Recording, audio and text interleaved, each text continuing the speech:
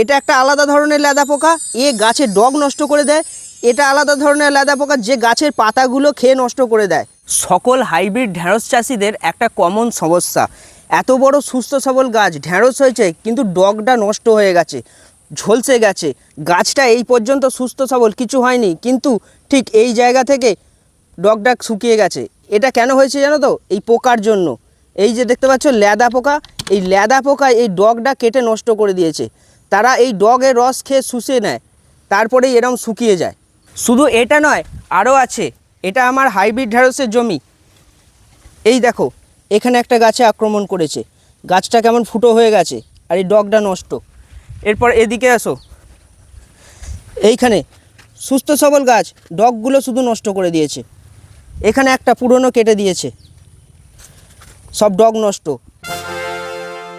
এটা একটা পোকায় আক্রমণ করেছে, শুধুমাত্র ডগ খেয়ে নিচ্ছে, ডগগুলো নষ্ট করে দিচ্ছে। এখানে এসো, পোকাটাকে আমি বার করতে পেরেছি, একটু ক্লোজে দেখাও। এই যে টেনে বার করলাম, এটা হচ্ছে লেদা পোকা। এই পোকাগুলোই গাছের ডগগুলো কেটে নষ্ট করে দিচ্ছে, তার ফলে সুস্থ সবল গাছগুলো ঝলসে যাচ্ছে। এই লেদা পোকা কতটা ক্ষতিকারক বুঝতেই পারছো। এই এতটুকু জমির মধ্যে কতগুলো গাছে নষ্ট করে দিয়েছে। শুরুর দিকে এই পোকা যদি না মারতে পারো, তাহলে পুরো জমিটাই এইভাবে নষ্ট হয়ে যাবে। দেখবে গাছ সুস্থ সবল, কিন্তু ডগগুলো কেটে নষ্ট হয়ে যাচ্ছে, শুকিয়ে যাচ্ছে, ঝলসে যাচ্ছে। ঠিক তেমনই আর একটা সমস্যা দেখো, এই পুরো গাছটার মধ্যে এত বড় পাতাটা কুড়ে খেয়ে নষ্ট করে দিয়েছে। এই যে পোকাটা, দুটো পোকা কিন্তু এক নয়। এই দেখো, এটা একটা আলাদা ধরনের লেদা পোকা, এ গাছের ডগ নষ্ট করে দেয়। এটা আলাদা ধরনের লেদা পোকা, যে গাছের পাতাগুলো খেয়ে নষ্ট করে দেয়। কিন্তু এই দুটো পোকা একসাথেই মারা সম্ভব। ঢ্যাঁড়স গাছের 1 মাসের পর থেকে এই পোকার আক্রমণগুলো দেখা যায়। প্রত্যেক ঢ্যাঁড়স চাষির এই রোগ কমন। আজকের এই সমস্যার এমন একটা কীটনাশক বলবো, যেটা প্রয়োগ করলে ডগ খাওয়া লেদা পোকা আর পাতা খাওয়া লেদা পোকা দুটো একই সাথে মরবে। এটাই হলো কীটনাশক ট্যাগজোন। এটা হচ্ছে লেদা পোকার জম। এর মধ্যে আছে ক্লোর অ্যান্টানিলিপ্রোল 18.5%। এটা খুব ছোট প্যাকেট, 10 ml এর, দাম মাত্র 194 টাকা প্রিন্টেড, কিন্তু আমরা এটা দোকান থেকে পেয়েছি 180 টাকায়। এটা কেমন দেখতে?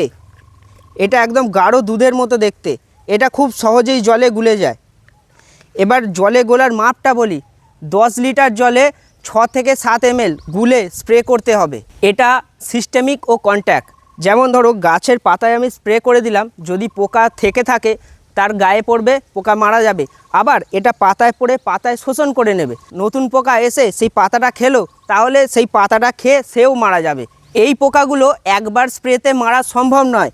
যে সকল মাদার পোকাগুলো ডিম পেড়ে রাখবে, হয়তো মাদার পোকাটা তো মারা গেল, কিন্তু তার ডিমগুলো ফুটে বাচ্চা হয়ে আবার পরে আবার পাতাগুলো খাবে। তখন কি করতে হবে? আমার 7 থেকে 10 দিন পর এই ওষুধটা একই পরিমাণ গুলে আবার স্প্রে করে দিতে হবে।